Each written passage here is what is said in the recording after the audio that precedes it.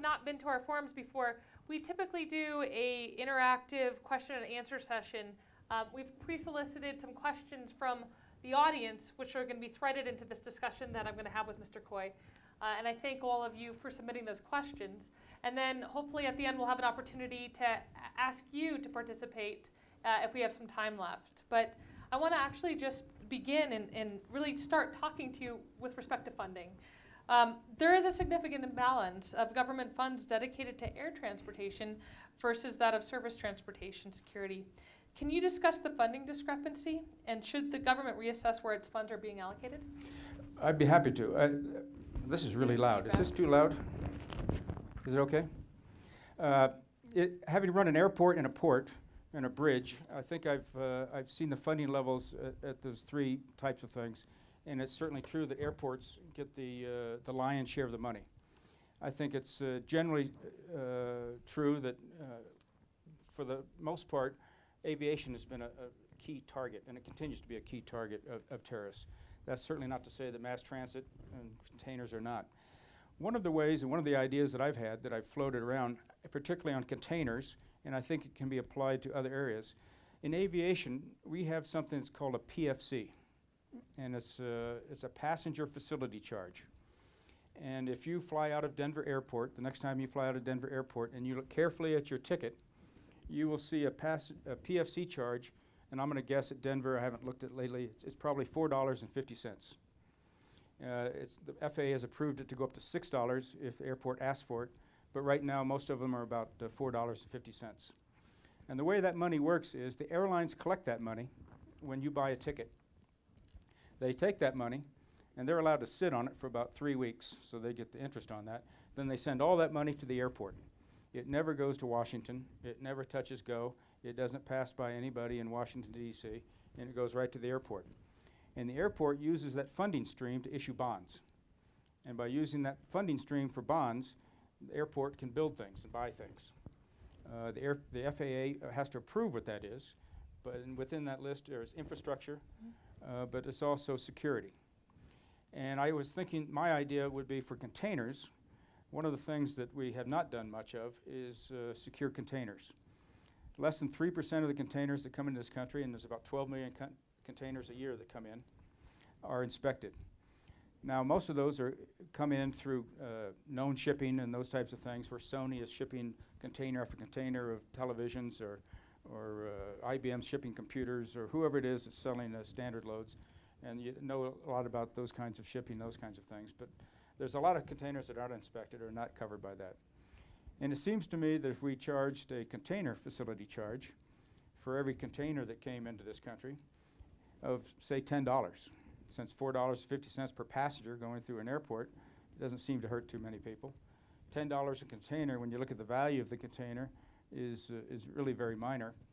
And if that money were then collected and then sent to the port of entry, whether it be a land port or an ocean port or an inland port, that stream of money could be used as a revenue source, a stream of revenue that could be used to issue bonds so that capital could be raised by that entity to build things. The other thought I've had is on, not that you're going to get me going on this stuff, I've thought a lot about it, is one of the things that I think that other transit agencies and other operating agencies around the country that could use is I think there's an opportunity for what I call operating leases or leasing of equipment. A lot of cities and a lot of agencies, they can find money for an operating budget, but finding capital is very, very tough. And I know you can't do it in the federal government, but I think state and local governments have some leeway. And I think there's some opportunities, and I know some people that are looking at trying to do this, where, for example, you want to deploy a chemical detection system throughout your subway system. And it's going to cost you $5 or $6 million or $10 million or whatever it's going to cost. And you don't have that kind of capital. If you could sign a long-term lease where you could spend a little bit of money every year, that equipment could be put in there. And because the private sector has opportunities for depreciation, the tax benefits and the business opportunity is actually pretty good for that. Right. So that's another idea that I've had of a way in which entities are looking to fund some things that they don't have funding for could do.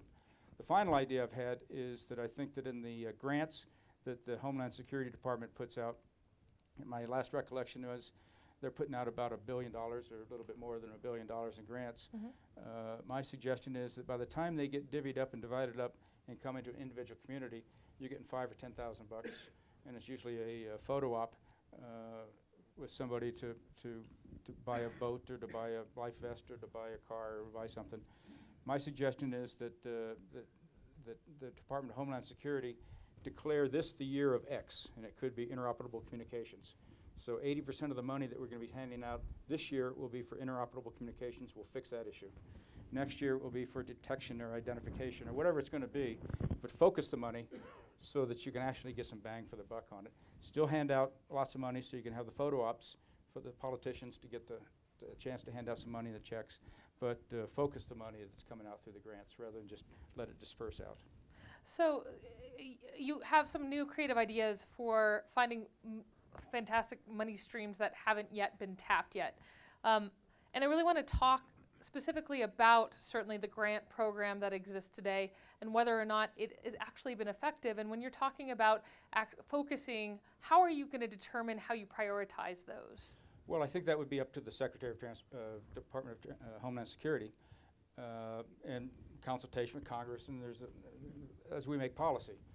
But I just pick one, and interoperable communications seems to be one that keeps popping up that doesn't ever get solved.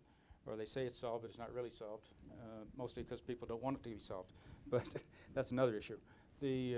But it could be detection systems, it could be chemical detections, it could be anything else. And I think what you say is that if you're going to apply for a grant, those grants that are in this category this year are going to go to the top of the pile, and those that are for something else will go to the bottom of the pile. Is there a specific form of mass transit that is more of a target than others? Ooh. Well, I think these folks here would probably be better experts than me at answering that. I don't want to even jump into that one and have somebody say I don't know what I'm talking about, because I probably don't. But I think that any transportation, we've seen it in subways. The system is so open. Just the New York subway system has as many entrances as we have gates at every airport in the country. So the protection of these open rail systems and these open mass transit systems is a real challenge, and so I applaud all of you out here that are trying to do that on an everyday basis. But I think there's lots of people where there's a significant gathering of people that's going to have some historic significance, or have some area where, because they're looking for press, they're looking for some ideas in which they can really get to it. The World Trade Center represented the capitalism of the United States. Right. And so I think that's obvious. So I think, I know the Chief of Police for the Amtrak is here. He's got his hands full, and I know others of you that are running transit agencies have your hands full as well. So one of the things I understand happened after the Madrid train bombings were in Spain were bag screenings. Right. What do you think of employing those types of techniques throughout the United States? Is that possible? Is that feasible? And how effective would that ultimately be? Well, I think it's probably logistically impossible to inspect every bag of every passenger getting on a commuter rail or an Amtrak or anything like that. But I think what they're doing of the spot random is fine. I think you have to do it in a way that is seen that you're being efficient. You're recognizing, that you're not doing it arbitrarily, capriciously, but you're trying to do it in a way that make people understand of what you're trying to do. And I think from what I've seen, and I'm sure most of those of you in the audience that have seen this, if you explain things to your passengers or to your customers of why you're doing it and what you're doing, they seem to understand. The rule of thumb we had at Logan was people are willing to stand into a security line. We started to measure it at about 11 to 12 minutes, and after that, they were getting antsy. Right. And so you want to keep the lines moving, and you want to keep that customer service going. I think you got to combine that, and I think making people aware. One of the things that we did at Logan and everywhere up at those facilities was what we called behavioral pattern recognition, and I think that's a great tool for everybody that's working in your organization. Do you think that level of tolerance is going to differ if a person is actually flying on an airplane versus that of going on a commuter rail? I think there is some difference, and if you're catching the last train, if you're going to cause somebody to miss a train, Right. I'd be irritated. But I think that, again, it's part of the explanation process. Okay. And if you can get there early enough, so and get the people that are coming, there's ways to do this. Sure. And you want to be random, but you don't want to be silly about it, I think. And that's where I think you push these decision-making down to the folks that are on the scene. And people have some pretty good sense most of the time. There's been a interesting expansion of commuter systems across the country. What recommendations do you have for local jurisdictions who is new to the commuter rail transit security challenge? I'd go talk to the people that have been doing it for a while and get their best lessons. I think there's a lot of smart people out there doing things, and I think that one of the things we don't do very well, and we tried at Massport, I had my corporate security director get in touch with all of the other similar type agencies. But what you find are the security directors are pretty darn busy, and taking time to share and get involved with those kinds of things is another headache in their day. But I think it's important to get together, like in conferences like this, where you can share best practices and share lessons. I know one of the things that we did, that may be an example or a lesson that you could take, is that any time there was an aircraft accident, anywhere in the country, and sometimes in Europe we could do it, like in England and whatnot, we would send a two-person team. We'd send a fire person, and we'd send an operational guy to go immediately to the site and not get in the way, but kind of look over their shoulder and get the real-time lessons learned. And then they would come back and brief us as to what they saw and what they learned. And I thought that by doing that, they were actually able to help in some cases. Okay. If there was a real challenge and they needed another set of hands there. And it also built some relationships, because we'd always call them and tell them we were coming, and they say, okay, come on in, but don't get in our way. But being there right on the scene a day or two after the incident was really a learning experience. And we took that, and then we do tabletop exercises built on that to say, what if this happened here? How would we respond? So you talk about lessons learned, but I want to talk about the information sharing environment that exists today, and whether you believe that that certainly transit security is being included in the communications with both local and state and federal to the degree in which needs to actually happen. Well, I'm not involved with it on a day-to-day basis right now, and I'm sure that folks out here have an opinion. My experience is that you never get enough information, that it's always being closely held. And when you dig into it, what you'd usually find out is that there's no information to share. So I don't know if there's a lot out there that you don't already know. As I said in my prepared remarks, I think it's time that we become a lot more transparent and get out a lot more information. I think in times past, having worked at the National Security Council, I was the first deputy director for counterterrorism in the 80s, we were leery about handing out classified information to people that didn't have clearances. And that's the challenge. But if you get into it for very long, if you watch CNN or Fox or MSNBC or any of these shows, pretty soon, or you read the newspapers very carefully, you're seeing about the same thing that you're reading in the intelligence reports. The real key is the sources and methods, that you want to protect the sources and methods. And so I think the information needs to get out and needs to be transparent so that people can see what's going on. Because as I said, it's the passengers, it's the people that are the people that the latest attempt in New York City with the white van. It was a store vendor. Right. Or somebody walking by. The police didn't know anything about that. The intelligence officers didn't know anything about that. So you've got to inform your public and get them involved as much as you can. And I think the more information you hand out, the better it's going to be.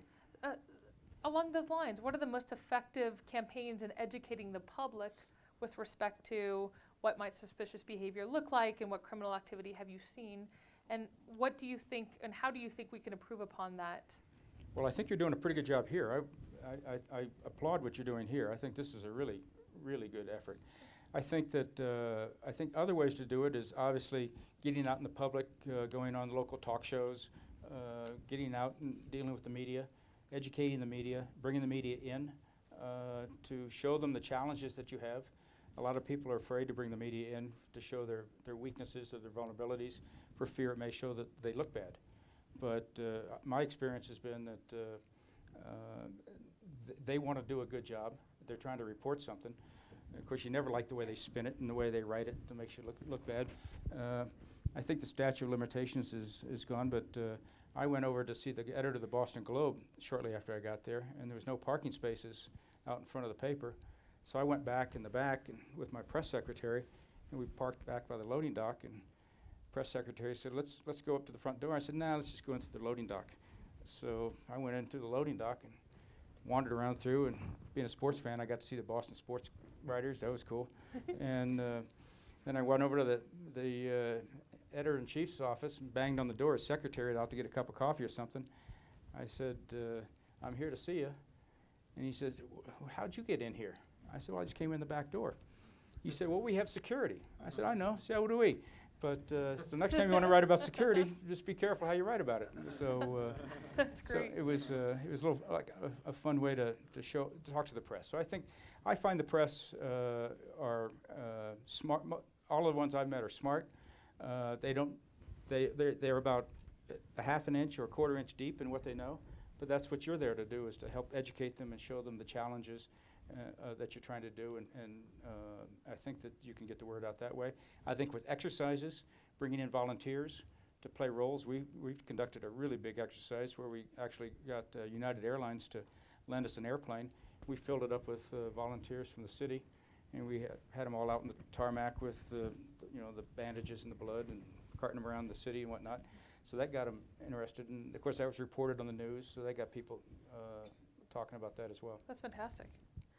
One of the things that we have certainly heard a lot about is, especially here in Denver, is listening to people in Washington, D.C., New York, and other cities that have mass transit, in which there are subways.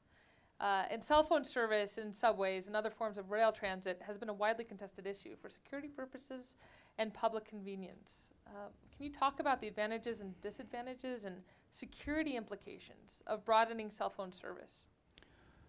Well, I think it's obvious. I think the cell phones have been used and can be used to detonate devices, and I think that's the obvious concern. Mm-hmm. I think that again, it goes into the customer service standpoint, and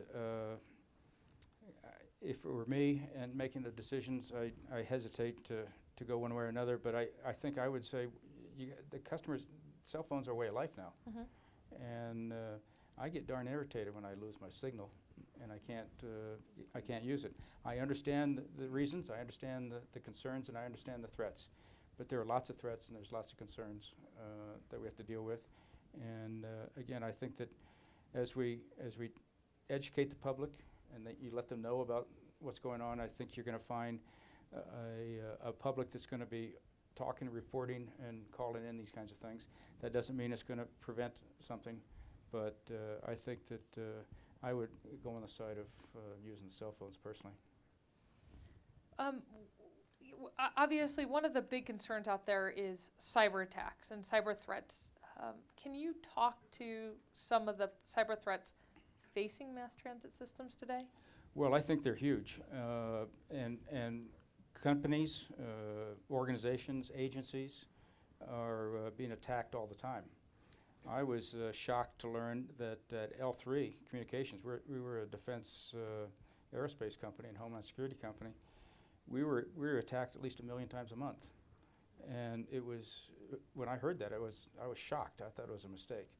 A lot of it is done just by, I'm not sure the mentality of the people of these young folks that want to get on the computer and see if they can hack in and wreak havoc with the system. I guess it's a challenge to them.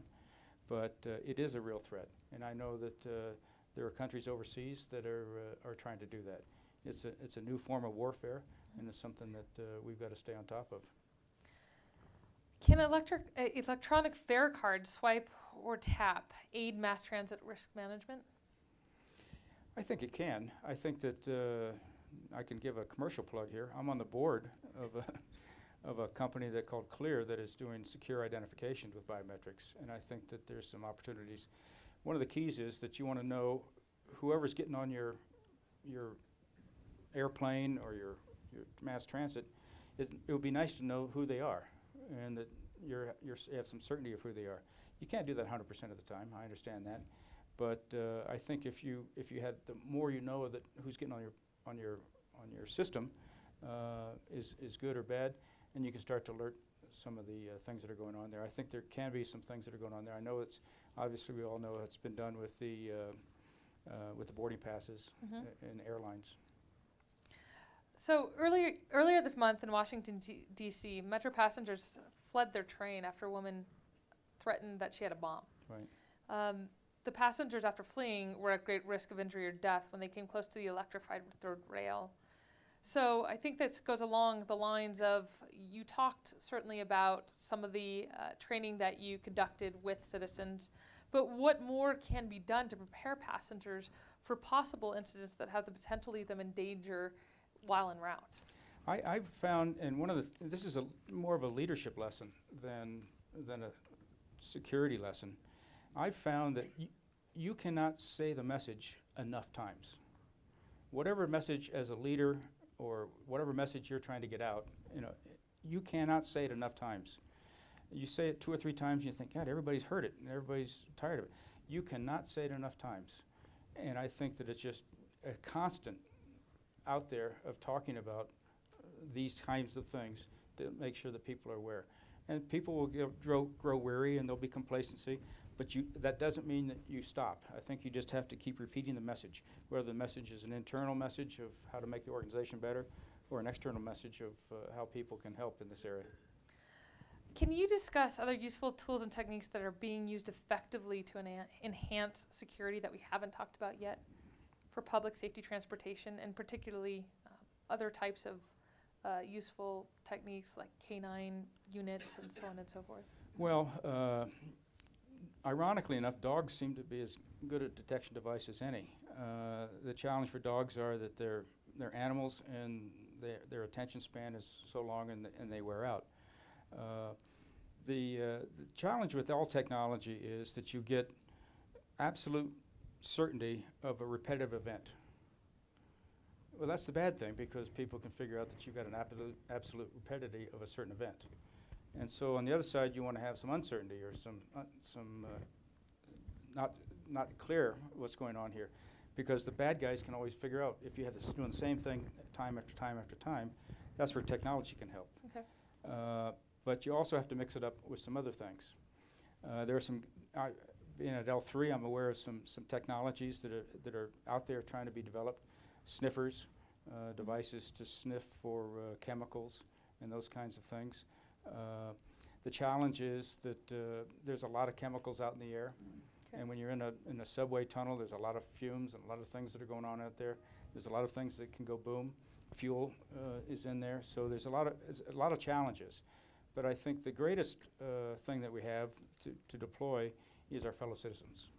They 9 times out of 10, it's the little old man or the little old lady who's looking next door, and there's something funny going on outside in their next door apartment, or there's something funny going on over here, and they make a phone call, and that 9 times out of 10 is how something bad that's going to happen gets caught. I've found the intelligence you'd like to have, but getting real-time actionable intelligence in this kind of an arena is really hard. And if you're sitting around waiting for that, I think you're going to be waiting for a long time. Got it. Thank you. I want to take actually a number of questions from the audience. We've got some microphones that I'd like to pass around. And Suzanne and Andrew and Rebecca, can we do that? Thank you. So if anybody has any direct questions that haven't been asked, we'd certainly love to take it. In the meantime, right here. Great. You can just pass the microphone down. Yep, perfect. Yes, I'd like to ask you to comment on profiling as part of the TSA investigations of people coming through and boarding a plane, or whether or not be any other type of mass transit. Using profiling as a method, as opposed to 96-year-old great-grandmothers shedding their Diapers. adult diapers, Right, Great. and 8-month-old infants being molested. right. That's a good question. First of all, I think profiling, in the sense that I think you're asking the question, is a really bad idea because you're going to miss it. If you're looking for a woman or an African American or an Asian or a Middle Eastern man or whatever it is, that's not the way to do it. What we did was we deployed what we call behavioral pattern recognition. And the theory of that is that good people doing good things act one way, and bad people about to do bad things act a different way. And the challenge is how to identify that and to figure that out. And I'll give you an example of how we did that one time. I was telling Melanie this earlier. Shortly after we deployed our behavioral pattern recognition, the DHS, Department of Homeland Security, sent a crew through Logan. They wanted to do a check or a unannounced check at the checkpoint to see if bad things could get caught. So they had some guys walking through the terminal that had fake guns and some fake bombs in their clothing and in their bags. And our guys watched these guys, and they were just acting strange. They weren't acting like a regular passenger. So they went up and asked them a couple questions, and their questions didn't hang together. So then we started asking more questions, and then we started getting a little more questions. Not me, I mean, but they were. And pretty soon we had them pinned up against the wall. And they finally flashed their badges and said, no, we're here to inspect and trying to get through the checkpoint. Well, we had our guys this is not long after 9/11, so we had our guys at a pretty high level of anxiety, and they were really anxious to go do something. So I called then Secretary Ridge, and because I didn't have anybody else to call, and I told him about it and asked that we want to have inspections, we want to have these things done, but you got to tell us about it. The point is that Timothy McVeigh would not have passed any kind of profiling. There's women that put some bombs on Russian airplanes that would have not passed any kind of typical profiling. And so profiling on physical characteristics is not a very good idea. Perhaps the way you're dressed, if you're in an overcoat and you say you're going to Bermuda, that doesn't make any sense. If you're in shorts and you're coming out here to ski, that doesn't make any sense. But so there's things that you can do to do that. On the woman with the diaper, I think I share what most people think, which is that sounds pretty silly to me. And I think that's a case in which I would, if I were in a position, I would want to push that decision-making down as close to the customers as possible, hold that FSD, the Federal Security Director there, responsible, hold him accountable, and give him the authority to decide who and what he's going to screen and how he's going to do it. Having a 90-year-old woman take off her diaper just doesn't make any sense to me. Now, that's not to say that what if, and we all understand that. But I think that the people on the scene and with behavioral recognition, I think you can screen through that pretty well, and I think people can make a better decision, rather than simply saying, on Tuesday at 4 o'clock, you're going to get passenger number 37, and here we go. And I think that's probably not the way to do it all the time. Although that's not you want to do some of that, but then you got to make some discretion and some logic behind some of these things. Does that answer your question? That does, because I was really looking for behavioral profiling. Right. Is really what I probably was asking for, because that's what Israel does. Well, we stole it from them, and that's what we did. We used Rafi Ron to come up, and the challenge they have is that out of Tel Aviv, they only do 1 million passengers a year. At Denver, at Logan, we're doing 20 million passengers a year. You can't do it quite the same, but the concept and the idea, and we trained everybody in the airport, from the ticket counter people to the store vendors to everybody, so that they could help us with the identification. I'm talking too much. I'm getting the high side here. There's a question back here. Yes, ma'am. Well, I was going to ask about the interviews, the way LL does it. Oh, okay, thank you. Thanks. I was going to ask about the interviews, the way El Al does it, but I didn't realize that it was $1 million to $20 million. But there are no, they try to do it as expediently as possible by pushing people around at the airports. Who's, The Israel or TSA? TSA. I got it, yes. TSA. And I know for sure because I was one of those people that got put in a cage. And it was a horrendous experience. And I didn't fly for 10 years, and I still have no desire to fly. I had to fly to Disney World. That was too far to drive. But I noticed things in general. What about packages going into the airports? Food services. They're coming in with large packages. They come in the back doors and in whatever, however they get in.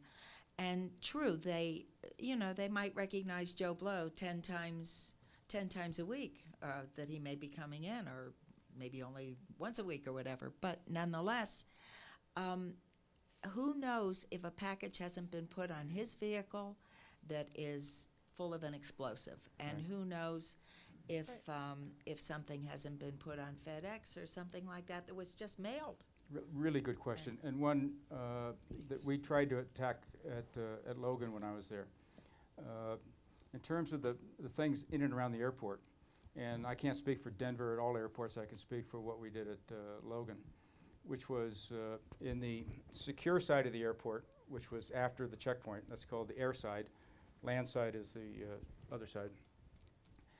All the vendors would bring their supplies in the evenings or in the early mornings, and we'd arrange with TSA to have them there. So all the newspapers, all the bottles of soda, all the hamburgers and things would go through the same x-ray machines that your bags went through. But they were doing that during off hours. Sometimes when they had to resupply, they'd do it during the regular hours. On the caterers, we had people over at the catering places inspecting the trays or the carts that come in, and then they're sealed and locked, and then they're kept under secure until they come into the airplane and put it up and load it onto the airplane. So we knew that. In terms of packages that are going on the airplane, those are not yet screened totally. Those are screened some. A lot of that has changed. The challenge with that, now I looked into that, is that the things that you put into your suitcases are fairly normal things. That's not true of all things. I could tell you lots of weird things that you find in suitcases. But in general, you're putting some clothes, you're putting your cosmetics, you're putting a hairdryer, you're putting those kinds of things in there. On the things that are being shipped by air, there's a lot of things. Some of them are heavy metal, some of them are engine parts, some of them are electronics and things like that, that simply x-raying them, you don't get a good image and you don't get the good detection on it. So it's a tough challenge. But it can be done. I know fellow Massachusetts, our congressman and senior delegate up there, Ed Markey, has introduced legislation to require screening of packages that go on airplanes. But a lot of that has been taken off. Mail is still going on. The mail is being screened by the Postal Service before it goes on the airplanes.